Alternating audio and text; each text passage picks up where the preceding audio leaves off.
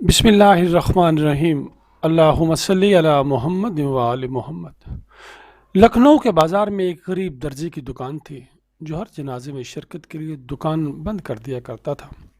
لوگوں نے پوچھا، اس طرح روز روز جنازے پر جانے سے کیا آپ کے کاروبار کا حرج نہیں ہوتا؟ کہنے لگا کہ علماء سے سنا ہے کہ جب کوئی شخص کسی مسلمان کے جنازے پر جاتا ہے تو کل کو اس کے جنازے پر بھی لوگوں کا ہجوم ہوگا۔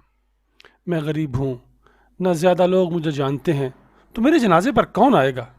اس لیے ایک تو مسلمان کا حق سمجھ کر پڑھتا ہوں، اور دوسرا یہ کہ شاید کل کو مجھے بھی کوئی کاندھا دینے والا مل جائے۔ اللہ پاک کی شان دیکھیں گے۔ 1902 میں مولانا عبدالحی لکھنوی کا انتقال ہوا۔ اعلانات ہوئے، جنازے کے وقت لاکھوں کا مجمع تھا، پھر بھی بہت سے لوگ ان کا جنازہ پڑھنے سے محروم رہ گئے۔ جب جنازہ گاہ میں ان کی نماز جنازہ ختم ہوئی تو اسی وقت جنازہ گاہ میں ایک دوسرا جنازہ داخل ہوا اور اعلان ہوا کہ ایک اور عاجز مسلمان کا بھی جنازہ پڑھ کر جائیں۔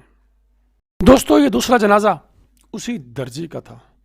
مولانا کے جنازے کے سب لوگ، بڑے بڑے اللہ والے، علماء کرام، سب نے اس درزی کا جنازہ پڑھا، اور پہلے جنازے سے جو لوگ رہ گئے تھے وہ بھی اس میں شامل ہو گئے۔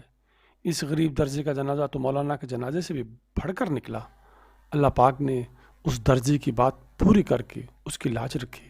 کسی نے سچ کہا ہے کہ آج تم کسی کا خیال کرو گے تو کل کو لوگ تمہارا خیال کریں گے، اور کروانے والا کروا لے گا۔